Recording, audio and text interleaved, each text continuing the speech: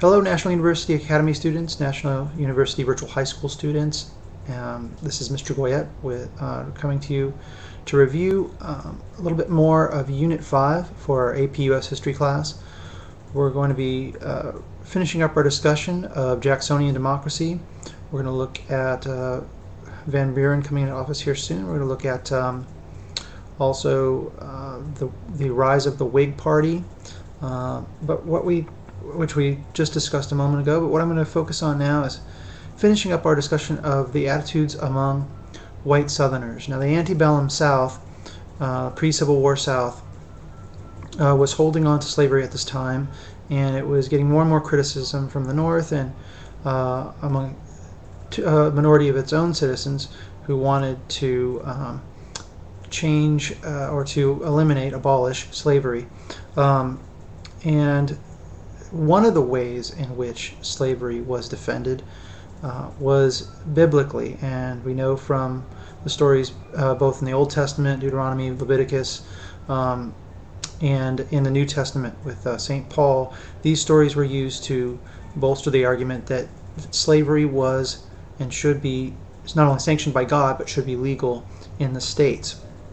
And the book points out that the Gospels of St. Paul were particularly persuasive in this area, and I'm going to give you just a sample of those. I have quite a few Bibles. I just grabbed one off the shelf here just so I could review it. This is not my most cherished of Bibles, but it's a good one. It doesn't have a particular slant. It's the New Testament. It doesn't affiliate itself with any one denomination. So I'm going to start with Ephesians, and we're going to look at chapter 6, verses 5 through 9. Slaves and masters. Slaves, obey your earthly masters with respect and fear, and with sincerity of heart, just as you would obey Christ. Obey them not only to win their favor with their eye when their eye is on you, but like slaves of Christ, doing the will of God from your heart. Serve wholeheartedly, as if you were serving the Lord, not men, because you know that the Lord will reward everyone for whatever good he does, whether he is slave or free. As masters, treat your slaves in the same way. Do not threaten them, since you know that he who is both their master and yours is in heaven, and there is no favoritism with him. Ephesians 6, 5 through 6, 9. Now let's look at a very similar passage in Colossians. I'm going to turn over to the final greetings and rules for holy living and rules for Christian households. So we're looking at Colossians chapter 3, verse 22 through 25.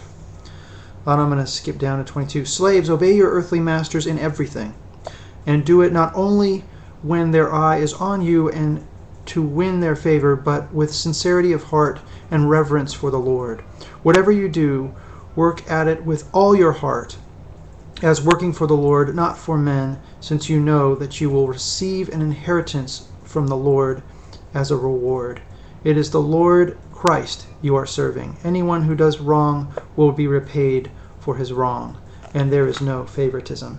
Very similar passage. You can see where the epistle traditions of taking the letters from St. Paul and transcribing them, you ended up with these very similar passages, probably from the same letter that was just sent to different parishes. Let's look at the book of Titus now, New Testament. Another passage. This is going to be chapter 3, verses 9 and 10. Teach slaves to be subject to their masters in everything, to try to please them, not to talk back to them, and not to steal from them, but to show that they will be fully trusted, so that in every way they will make the teaching about God, our Savior, attractive.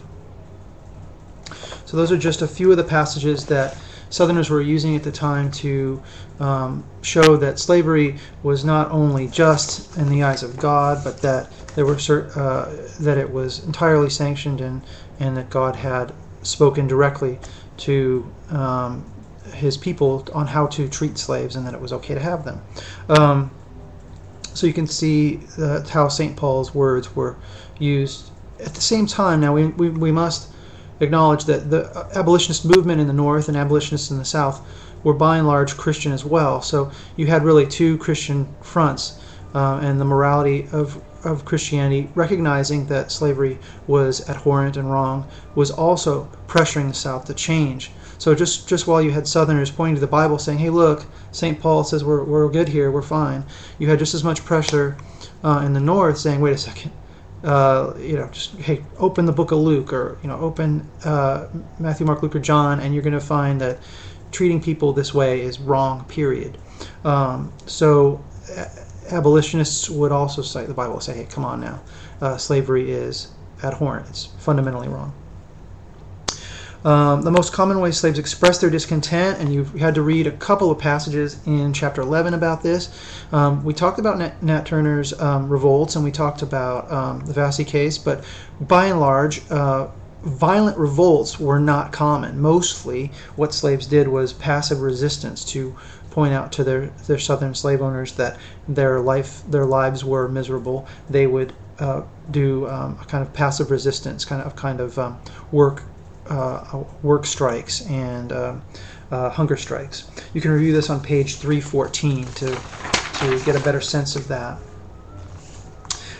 Free African Americans, free blacks at this time, opposed slavery. Review that on page 315. And then they couldn't be very vocal about it, because if you were too vocal about it, you could end up being lynched or otherwise ostracized or mistreated in society. So they had to keep their opinions either to themselves or only share them with one another. The African American family during slavery was monogamous and stable. What is monogamous? That's one of those long words. Now, being an AP class, I assume you know it, but monogamous means you have one life partner, you have usually male, female, and that monogamy is between those two people, and that it's that family unit is the core.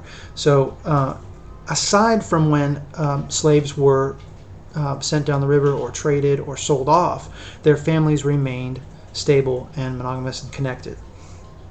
The Underground Railroad aided escaped slaves and was largely a privately owned enterprise. You've heard of Harriet Tubman, probably the most famous of workers or station managers along the railway, the Underground Railroad. Now, the Underground Railroad was neither underground nor was it a railroad. It was a set of pathways to the north, ways to escape the south, and Harriet Tubman several times risked her life to help free slaves.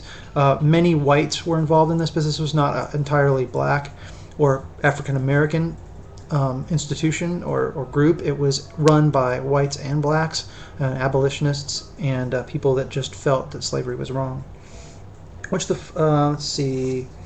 Now, there were several reasons why yeoman farmers and others were okay with slavery, and one of those things was they felt that slavery kept African Americans in their place. Generally, whites still feared blacks because they didn't know them outside of slavery, so they thought that they would take their jobs or menace them in some way. They feared and disliked African Americans at this time, and they aspired to be planters and have slaves themselves. So those were some of the reasons why they didn't object to slavery at being yeoman farmers. However,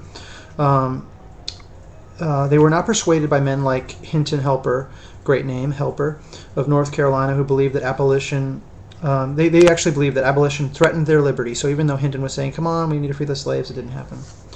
Violent slave revolts were uncommon throughout the South. And yeoman farmers called, I thought this was an interesting tidbit, yeoman farmers called plantation owners cotton snobs. So it wasn't like the yeoman farmers were in love with with slavery. They thought that these people were snobby and elitist. They just didn't, they still had fears about black Americans being free and taking their jobs in the South. So these are some of the reasons that drove this society, the antebellum Southern slavery existence. So I'll be back with you. More of this, please email, call, Skype, and I'll talk to you soon.